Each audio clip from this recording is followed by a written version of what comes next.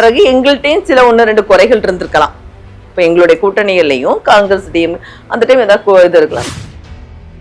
அவர் அகில இந்திய தலைமைக்கு மட்டும்தான் நாங்கள் கட்டுப்படுவோமே ஒழிய, அகில இந்திய தலைமைக்கு மட்டும்தான் பேசுவதற்கும் சொல்வதற்குமான உரிமை உள்ளவே ஒழிய, தனிப்பட்ட தாரகை கட்பட்டுக்கோ தனிப்பட்ட எந்த மனிதர்களுக்கோ அதற்கான கருத்தை சொல்வதற்கான உரிமை எங்கள் கட்சியில் கிடையாது. சார் நான் தான் சொல்றேன்ல சார், எங்களுக்கு அதிக சீட்டு வேணும்னு கேட்கறது எங்களுடைய உரிமை, காங்கிரஸ் கட்சியினுடைய ஒவ்வொருவருடைய உரிமை. எந்த கட்சிக்கு ஓட்டு போட்டால் அவர்கள் பாதுகாப்பாக இருப்பார்கள் என்று விளவங்கோட்டு மக்களுக்கு மிக சிறப்பாக தெரியும், தெள்ள தெளிவாக தெரியும். இன்றைக்கு ஹிந்துக்களுக்காக இருக்கட்டும், கிறிஸ்தவர்களுக்காக இருக்கட்டும், காங்கிரஸ் கட்சி ஒரு அரணாக செயல்படுகிறது.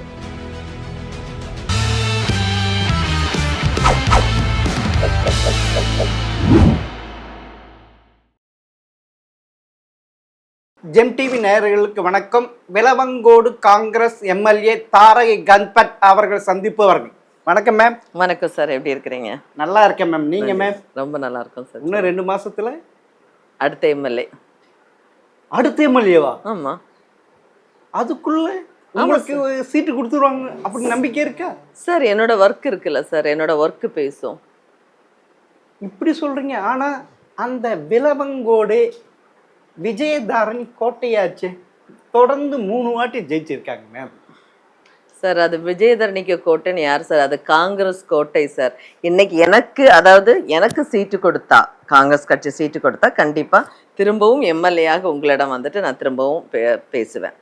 என் கட்சியில யாருக்கு சீட்டு கொடுத்தாலும், எனக்குன்னு நான் சொல்லலை, எங்க கட்சி வந்துட்டு ஒருவேளை XYZ யாருக்கு விளவங்கோடுல சீட்டு கொடுத்தாலும் அவங்க தான் எம்எல்ஏ ஒழிய பிஜேபியை சார்ந்த யாராலையும் என்றைக்கும் எங்கள் விளவங்கோடு தொகுதியில் வர முடியாது. நீங்க சொல்றது பேர் ஊர் பேர் தெரியாத ஒருத்தர் நின்றாலும் கண்ணை மூடிக்கிட்டு காங்கிரஸ் கேண்டிடேட்டுக்கு தான் ஓட்டு போடுவாங்கன்னு சொல்றீங்களே? 100% சார். ஊர் பேர் தெரியாத யார் வந்தாலும் காங்கிரஸ் சிம்பல்ல கை சின்னத்துல, அதை நான் சொல்லலை, கை சின்னத்துல நிற்கக்கூடிய யாருக்குமே அங்க வந்துட்டு ஓட்டு போடுவாங்க. இப்படி உறுதியா அப்படி சொல்றீங்க? இப்ப வந்து ஆளுங்கட்சி மீது ஒரு ஆன்டி இன்கம்ஸ் இருக்குல்ல, அப்படி இருக்காது, அங்க பிரதிபலிக்காதா சார்? எங்களோடது நேஷ்னல் நீரோட்டம் உள்ள ஒரு இடம் விளவங்கோடு.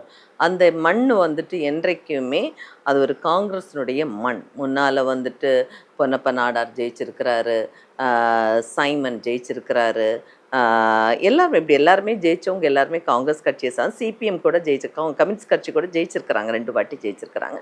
மற்றபடி எப்போவுமே காங்கிரஸ் தான் ஜெயிச்சிருக்காங்க. இன்னும் ஒன்று, அங்கே வந்துட்டு என்னன்னா மக்களுக்கு தெரியும், அங்கே உள்ள மக்களுக்கு தெரியும் யாரு எந்த கட்சி அவர்களை காப்பாற்றுகிறது, எந்த கட்சி அவர்களுக்கு நல்லது செய்தது, எந்த ஆளுக்கு எந்த கட்சிக்கு ஓட்டு போட்டார். ஆட்கள்னு சொல்றதை விட எந்த கட்சிக்கு ஓட்டு போட்டால் அவர்கள் பாதுகாப்பாக இருப்பார்கள் என்று விளவங்கோட்டு மக்களுக்கு மிக சிறப்பாக தெரியும், தெள்ள தெளிவாக தெரியும்.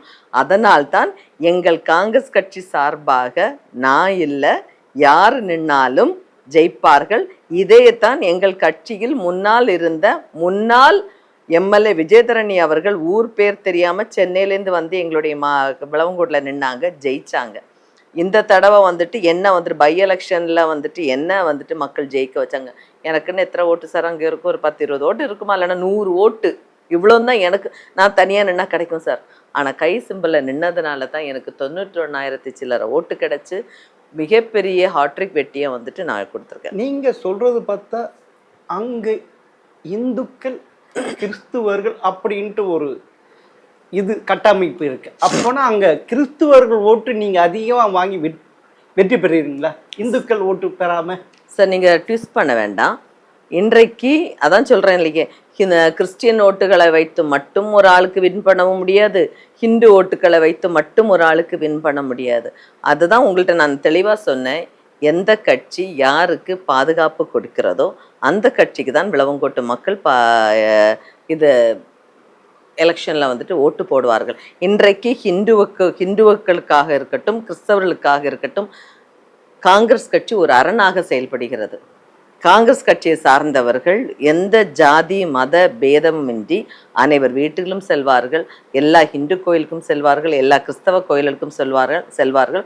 அவர்களுக்கு ஒரு பிரச்சனை வந்தால் முதல் ஆளாக முன்னின்று அந்த காரியத்தை யாராக இருந்தாலும் சரிதான், ஆளும் கட்சியாகவும் இருக்கலாம், எதிர்கட்சியாக இருக்கலாம், நாங்கள் முன்னின்று செய்து கொடுப்போம் என்கிற உணர்வு இன்றைக்கு விளவங்கோடு மக்களிடம் இருக்கிறது. அதுதான் செய்து கொண்டிருக்கோம். ஆனா இப்ப பாத்தீங்கன்னா நீங்க அந்த கன்னியாகுமரி மாவட்டத்துல இரு திராவிட கட்சிகளுக்கு ஒண்ணுமே இல்லை மாதிரி தானே சொல்றீங்க. ஒன்லி தேசிய கட்சிகள் தான். அந்த தேசிய கட்சிகள் என்ற பாரதிய ஜனதா, காங்கிரஸ், 2 கம்யூனிஸ்ட், இதுக்குதான் அங்க சார். அது வந்துட்டு உங்களுக்கே நன்றாக தெரியும். ஏன்னா கன்னியாகுமரி மாவட்டம் என்றைக்குமே தேசிய நீரோட்டம் உள்ள ஒரு இடம். கன்னியாகுமரி மாவட்டத்தை பற்றி தான் நான் பேசுறேன்னு ஒழிய நான் மற்ற இடங்களை பற்றி நான் பேச வரல. எனக்கு என் மாவட்டத்தை பற்றி தான் நான் பேசுவேன். இன்றைக்கு அது ஒரு தேசிய நீரோட்டம் உள்ள இடம். இன்றைக்கு அல்ல, பல காலமாகவே அந்த இதுக்கு தான் இன்னைக்கு முக்கியத்துவம் கொடுத்துட்டு இருக்கிறாங்க. அப்படி இருக்க அதிமுக சேர்ந்த தளவாய் சுந்தர் எப்படி வெற்றி பெற்றார்? அதிமுக அங்க அதிகமாக வலுவாக இருக்குது. இல்ல சார், அப்படி கிடையாது. ஏன்னா தளவாய் சுந்தரத்துக்கு அங்க வந்துட்டு சில அந்த கம்யூனல் ஈக்குவேஷன்ஸும் அதுல இருந்துச்சு. அந்த கன்னியாகுமரியில நான் சொல்றது கன்னியாகுமரியோட தொகுதிய கம்யூனல் ஈக்குவேஷன்ஸும் இருந்துச்சு அவருடைய. ஸோ அந்த ஒரு இதுலையும் அவருக்கு வெற்றி வாய்ப்பு இருந்துச்சு. பிறகு எங்கள்கிட்டையும் சில 1-2 குறைகள் இருந்திருக்கலாம்.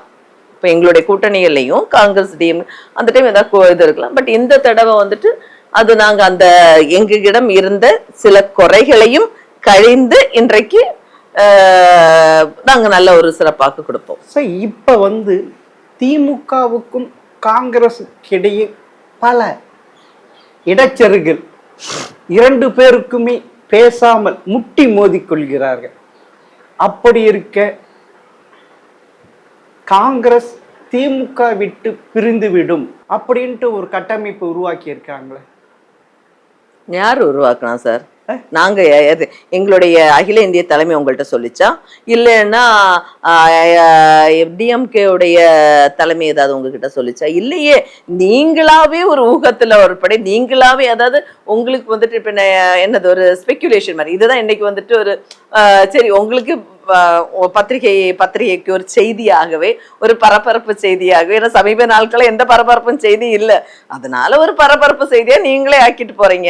ஆனா உண்மையிலே 2019, 2021, 2024 இந்த 3 தேர்தல்களிலும் திமுக கூட்டணி எஃகு கூட்டணின்ட்டு சொல்லிட்டு, ஆனா 2026 வரும்போது அப்படி தெரியலையே. திமுக பல விதமான குடைச்சல் கொடுத்துட்டு இருக்கு. சென்ற செப்டம்பர்ல இருந்து பார்த்தா சார், ஒரு விஷயம், நேற்றைக்கு எங்களுடைய அகில இந்திய தலைமை மிக தெளிவாகவே, எங்களோட அகில இந்திய தலைமைங்கிறது KC வேணுகோபால் அவர்கள் நேற்றைக்கு வந்துட்டு சென்னையில பிரஸ் மீட்டு கொடுத்தாங்க. நேற்றைக்கு டேட் என்னது? 17ஆம் தேதி ஐ திங்க். 17/2/2026. சரியா? அவங்க தெளிவாகவே ஒரு பிரஸ் மீட் என்னன்னு கொடுத்துருக்காங்க. அலையன்ஸ் பத்தி எதுவும் பேசக்கூடாது. இல்லைங்க சார் இல்ல என்ன சொல்லியிருக்கிறாங்கன்னா, தனி நபர்கள் பேசுவது கட்சியினுடைய பேச்சல்ல. அகில இந்திய தலைமை கார்கே அவர்களோ ராகுல் காந்தி அவர்களோ பேசுவதுதான் இறுதியான இது. அலையன்ஸ் இன்னைக்கும் எங்களுக்கு டிஎம்கே கூட நாங்க டெல்லியில, அதாவது பார்லமெண்ட்லயும் நாங்க இன்டாக்டா இருக்கிறோம். அதே மாதிரி இங்கேயும் இருக்கோம். நாங்க we are in the processing of election talks and everything தான் சொன்னாரே ஒழிய எங்கேயாவது பிரிஞ்சு போச்சுன்னு சொன்னாரா சார்?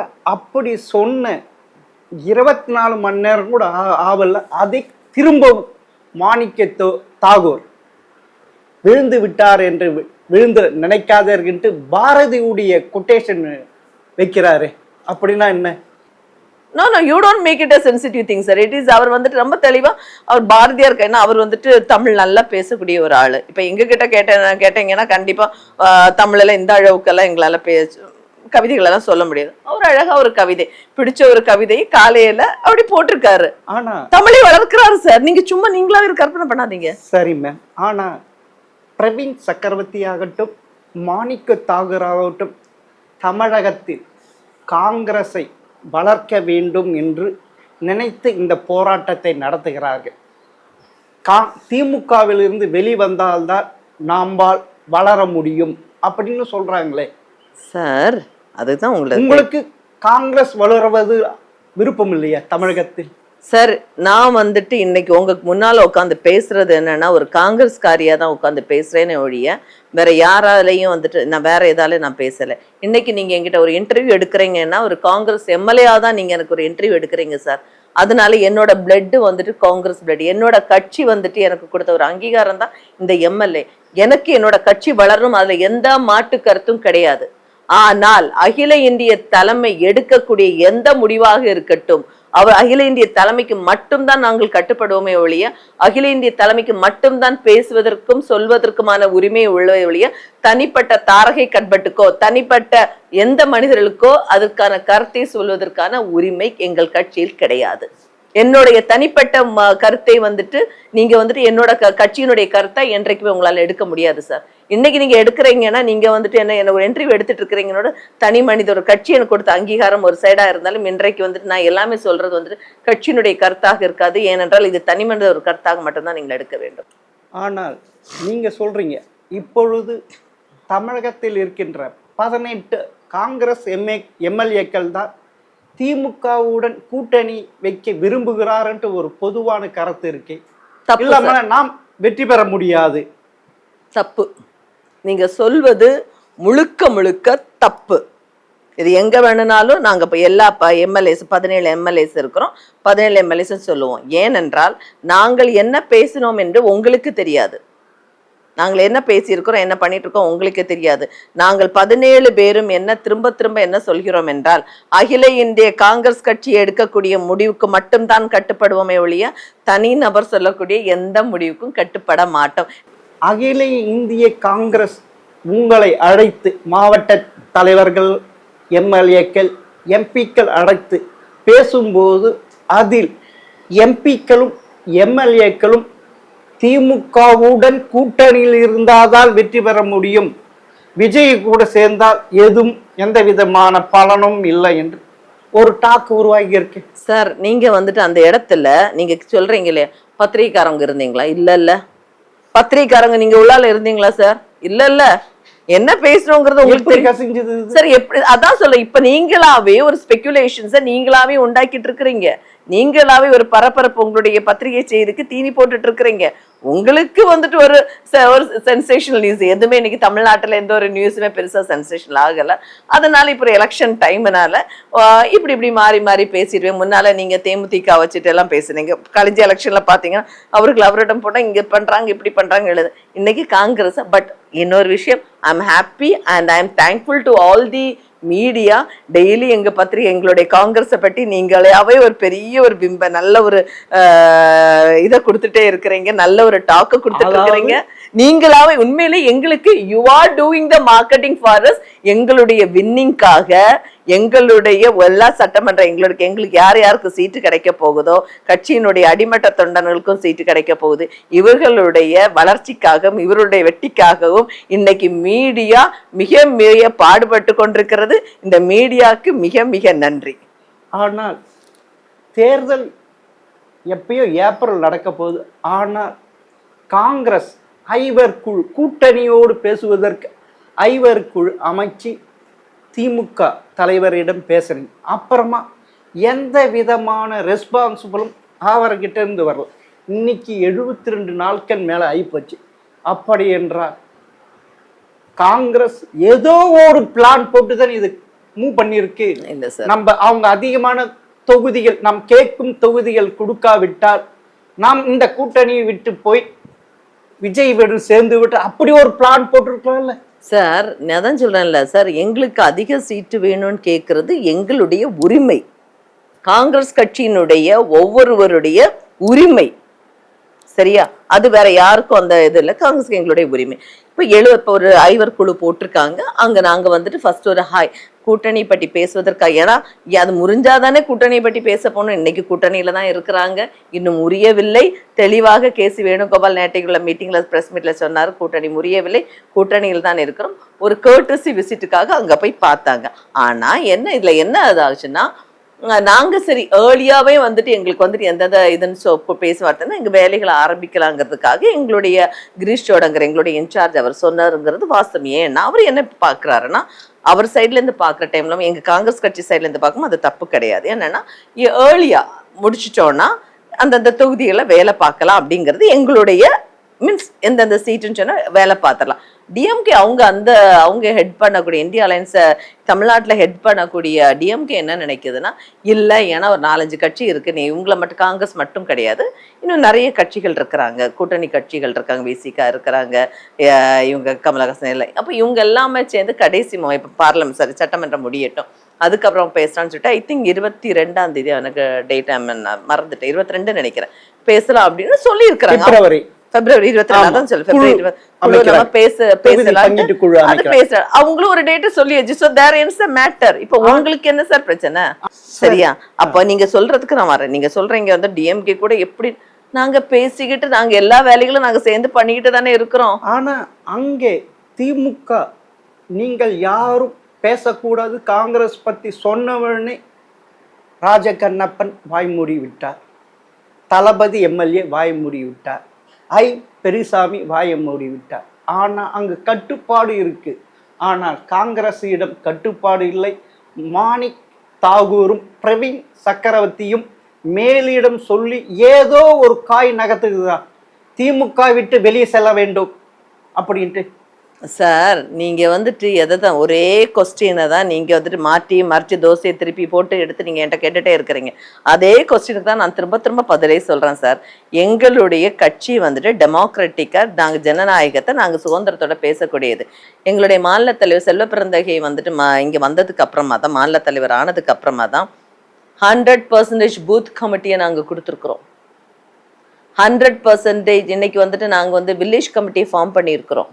அவர் அதாவது காங்கிரஸுடைய வில்லேஜ் கமிட்டியை ஃபார்ம் பண்ணியிருக்கிறோம். அவர் வந்த பிறகுதான் எங்களுடைய சொத்தை நாங்கள் காமராஜர் ட்ரஸ்டினுடைய சொத்தை நாங்கள் கோடிக்கணக்கான ரூபாயுடைய சொத்தை நாங்கள் மீட்டெடுத்திருக்கிறோம். அவர் வந்த பிறகுதான் அவரை வந்து ஆல்மோஸ்ட் 2.5 இயர்ஸ் கூட ஆகல. அவர் வந்த பிறகுதான் முக்குக்கு அதாவது எல்லா மாவட்டத்துக்கும் சுற்றுப்பயணம் செய்து கொண்டிருக்கிற சொண்டு கட்சியினுடைய அடிமட்ட தொண்டர்களிடமும் பேசி கட்சியும் வளர்த்தி கொண்டிருக்கிறார்கள். அவர் வந்ததுக்கு அப்புறமா தான் என்ன மாதிரி சாமானிய ஒரு பொண்ணும் ஒரு எம்எல்ஏ ஆகலாம் என்பதையும் அவர் வந்த பிறகுதான் எனக்கு கொடுத்திருக்கிறாரு. அப்ப அவர் கட்சி அவர் வந்து எப்படி நீங்க பேசலாம் வந்துட்டு அவர் டிஎம்கேக்கு ஊதுகுழலா இருக்கிறாருன்னு எப்படி பேசலாம் சார்? அந்த இதை நீங்க பின் வாங்க வேண்டும். வெளியில் பேசுகிறார் சார், வெளியில காங்கிரஸ் உறுப்பினர்களே சொல்லுகிறார் சார். காங்கிரஸ் கட்சிகளில் இருந்து வந்தவர் இப்போது தமிழக காங்கிரஸாக இருக்கிறார் தலைவர். அவருக்கு காங்கிரஸ் பற்றி என்ன தெரியும்? அவர் திமுகவுக்கு தான் மிகவும் சேவகம் செய்து கொண்டிருக்கிறார். அப்படிப்பட்ட காமராஜரை மிகவும் கீழ்த்தரமா சொல்லியும் அவர் வாய் மூடி மௌனமா இருந்தார். தப்பு.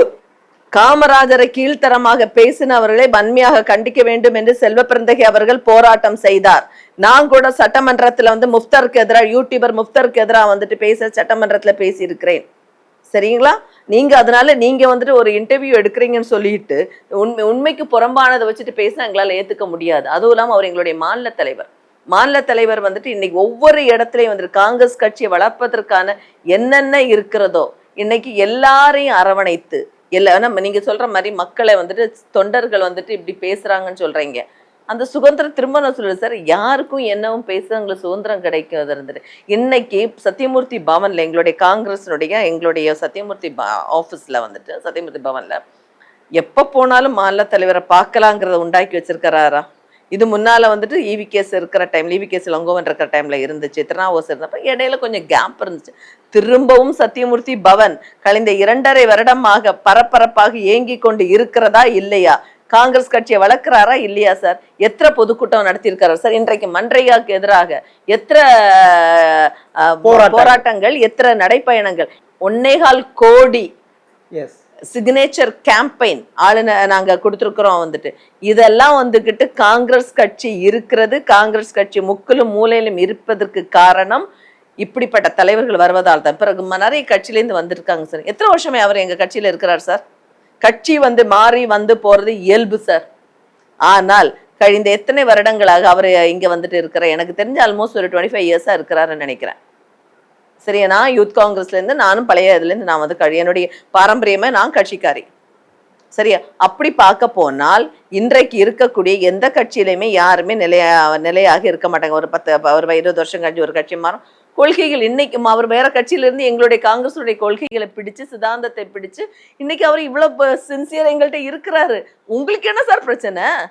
சரி, நீங்க இவ்வளவு போல அழுத்தம் கொடுக்கறதுக்கு காரணம் வருகின்ற சட்டமன்ற தேர்தலில் அப்படி திமுகவுடன் காங்கிரஸ் இருந்தால் 25 தொகுதிகளுக்கு கம்மியாக தான் கொடுப்பாங்க, அதனால் 25 தொகுதிகளுக்கு மேல் வாங்க வேண்டும் என்பதற்காக இப்படி ஒரு அழுத்தத்தை நீங்க கொடுக்குறீங்க திமுக. அப்படி ஒரு கூற்று இருக்கு. உங்ககிட்ட நாங்க சொன்னோமா? நாங்க அப்படி உங்ககிட்ட சொன்னோமா? யாரும் அப்படி சொன்னாங்களா? இல்ல.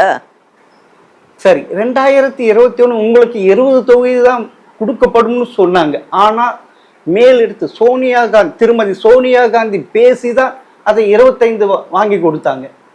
சார், இன்றைக்கும் 2026 என்ன நடக்க போகுதுங்கிறது இன்னும் சில நாட்கள், மாதங்கள் கூட இல்லை. இந்த எலெக்ஷன் என்ன எல்லாமே இன்னும் சில நாட்களில் உங்களுக்கு தெரியும். அதுக்கு நீங்க வந்துட்டு இப்படி கஷ்டப்பட வேண்டிய தேவை கிடையாது. சரி, 2011 63 வாங்கினீங்க. ஆனா அதுல பஞ்ச பாண்டவர் 5 தான் வின் பண்ணீங்க. 2016 41 தொகுதிகள் வாங்கி 8 இடங்கள் தான் வின் பண்ணீங்க. ஆனா 2021 25 தொகுதிகள் வாங்கி 18 வின் பண்ணீங்க. அப்படி இருக்க காங்கிரஸ் எவ்வளவு கம்மியா வாங்குறதோ அதன் வின்னிங் % அதிகமா தானே இருக்கு. ஏன் அதிகமா கேட்கறீங்க? இல்ல சார், எங்களுடைய கட்சியை வளர்க்க வேண்டும் என்பது சாமானிய ஒவ்வொரு தொண்டனுடைய கருத்து, ஆசை. எங்கள் கட்சியை சார்ந்தவர்களும் மக்கள் பிரதிநிதியாக அசம்பிளியில இருக்கணுங்கிறது சாமானியனோட ஆசை. ஓகே, அதனால எங்க கட்சி எங்களோட தேசிய கட்சி பாரம்பரியமான 140 வருடங்களுக்கு மேலான ஒரு கொள்கை பிடிப்புள்ள ஒரு கட்சி.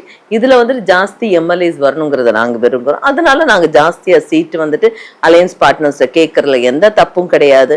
அது நாங்க வந்துட்டு மேலிடத்த ஏஐசிசி வந்துட்டு அகில இந்திய தலைமை வந்துட்டு முடிவெடுப்பாங்க. எத்தனை பேருக்கு சீட்டு கொடுக்கணும், எந்த சீட்டு வேணும், என்ன ஏதுங்கிறது அவங்க அலையன்ஸ் பார்ட்டி பேசிக்குவாங்க. நம்ம தேவையில்லாம சாதாரண ஒரு எம்எல்ஏ அதுல போய் மூக்கு நுழைக்க வேண்டிய தேவை கிடையாது. அதாவது காங்கிரஸும் சரி திமுகவும் சரி 2 பேர் கூட்டணி இருந்தாதான் திமுகவுக்கும் பெனிஃபிட், காங்கிரஸுக்கும் பெனிஃபிட்.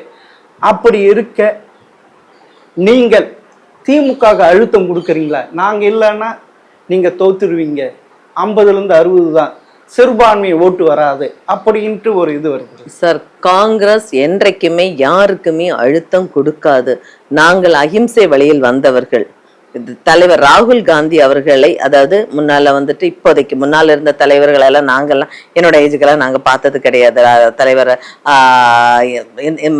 இந்திரா காந்தி அம்மையார் இருந்தப்பவும் சரிதான், இவங்க ராஜீவ் காந்தி இவங்களெல்லாம் நான் பார்த்தது கிடையாது. அப்ப என்னோட அறிவு கெட்டனதை நான் சொல்றேன். நான் தலைவர் ராகுல் காந்தியை பார்த்து அவரோட காலத்துல நான் வந்துட்டு அரசியல் பயணம் செய்துட்டு இருக்கிறவன். அவரோட மாதிரி அஹிம்சை அன்பு வழியில போதித்து இன்றைக்கு நாங்களும் அரசியலை செய்து கொண்டிருக்கிறோம். அதே அரசியல் தான் நாங்க பின்பற்றோம். ஆனா நீங்க காங்கிரஸை வளர்க்க ஏன்னா வளர்க்கவே இல்லையே இது வரைக்கும். இந்த 4.25 ஆண்டு ஆட்சி ஏதாவது பெரிய போராட்டம் நடத்திருக்கீங்களா? சார், நான் திரும்ப கேட்கிறேன் சார், உங்களுக்கு வளர்க்காமலா சார் நாங்க வந்துட்டு அனைத்து மாவட்டத்திலும் அனைத்து கிராமங்களிலும் நாங்கள் கிராம கமிட்டியை போட்டிருக்கோம். ஒரு கிராம கமிட்டியில வந்துட்டு ஒரு பூத்துக்கு அதாவது ஒவ்வொரு கிராமங்களுக்கும் நாங்க போட்டிருக்கோம். பூத் கமிட்டியில வந்துட்டு ஒவ்வொரு பூத்துக்கும் 10 பேர், சில பூத்துல வந்துட்டு 15 பேர் உள்ள கமிட்டியை போட்டிருக்கோம். ஒவ்வொரு கிராமங்களிலும் 25 பேர் உள்ள கமிட்டியை நாங்க போட்டிருக்கோம் சார். இன்றைக்கு எங்களுடைய கிராம கமிட்டியை மாதிரி, எங்களுடைய பூத் கமிட்டியை மாதிரி த ஸ்ட்ராங்கஸ்ட் கமிட்டியை வந்துட்டு எந்த கட்சியுமே வைக்கல சார். இன்னைக்கு நாங்க எங்களுடைய ஸ்ட்ரென்த் என்னங்கிறத தலைவர் பீட்டர் அல்போன்ஸ் அவர்களுடைய தலைமையில வந்துட்டு இன்னைக்கு நாங்க போட்டு அனைத்து இடத்துலயுமே ஜோனல் மீட்டிங்க போட்டிருக்கோம். இன்னைக்கு திருநெல்வேலியில கூட நாங்க எவ்வளவு பெரிய ஒரு மாநாடை நாங்க போட்டோம். அப்ப பாத்தீங்கல்ல கூட்டம் என்ன அதிர்ச்சி இல்ல. ஒவ்வொரு நேட்டைக்கு கூட மன்றைக்கு அப்போ சிட்டியில நம்ம நடத்தணும், சென்னையில முகப்பேர்ல வச்சு நடத்தணும். என்ன கிரௌடு சார். நாங்க நாளை கூட்டிட்டு வந்து எல்லாருமே காங்கிரஸ் உணர்வுள்ள காங்கிரஸ் தொண்டர்கள் தான் நடைப்பயணத்தில் கலந்து கொண்டார்களே ஒழிய ஒரு ஆளை கூட நாங்க காசு கொடுத்து கூட்டிட்டு வரல. அப்ப வளர்ந்திருக்கா இல்லையா? நீங்க சொல்றீங்க சார் நீங்க சொல்றதுக்கெல்லாம் நாங்க பதில் சொல்ல முடியாது. இதுதான் எங்களுடைய கட்சி இன்னைக்கு வளர்ந்திருக்கு. ஒவ்வொரு கிராமங்களிலும் எங்க போனாலும் என்னன்னு கேட்டாலும் ஐயோ தலைவர் ராகுல் காந்தி சோனியா காந்தி அம்மையார் தான் எங்களுக்கு அனைவருக்குமான உணவு திட்டத்தை கொண்டு வந்தார்கள். சோனியா காந்தி அம்மையார் தான் எங்களுக்கு வந்துட்டு இந்த மன்ரேகா 100 நாள் வேலை திட்டத்தை இன்னைக்கு கொண்டு வந்தார்கள். சோனியா காந்தி காங்கிரஸ் இருந்தனால்தான் நாங்கள் வயறார சாப்பிட முடியுது என்று ரைட் டு இன்ஃபர்மேஷன் ஆக்ட் இதெல்லாம் கொண்டு வந்தது எல்லாமே சொன்னாங்க தான். இப்படின்னு வயறார சாப்பிட முடியுதுன்னு மிக சந்தோஷத்துடன் கையெடுத்து கும்பிடக்கூடிய சாமானிய மனிதர்கள் தான் இன்றைக்கு இந்தியாவிலும் இருக்கிறார்கள். இப்பொழுது திமுக தலைவர் இறுதியாக காங்கிரஸ் வந்தால் வரட்டும், வராமல் போகட்டும், நாம் தனித்தே நிற்போம், நாம் வளர்ந்து விட்டோம் அப்படின்ட்டு ஒரு எண்ணத்தில் இருக்கிறதா? அதனால் காங்கிரஸை கூட்டணியிலிருந்து வெளியே அனுப்புவதற்கு தயாராக இருக்கிறான்றாங்க. அதுதான் சொல்றேன்ல சார், கேட்ட கொசு திரும்ப திரும்ப பழையபடி அங்கேயே வந்தாச்சு. நீங்கள் விரும்புகிறீர்கள் என்று எனக்கு தோணுதே ஒழிய வேற யாரும் வந்துட்டு அப்படி விரும்பல. சரியா? இன்றைக்கு அது எதுவாக இருந்தாலும் அகில இந்திய தலைமையும் டிஎம்கே தலைமையும் அல்ல எங்க கூட கூட்டணி வைக்கக்கூடிய தலைமையும் கூட்டணி எப்படி இருக்கிறோம் அந்த தலைமையில் முடிவெடுக்கும். இன்றைக்கு நாங்கள் கூட்டணியில் இருக்கிறோம்.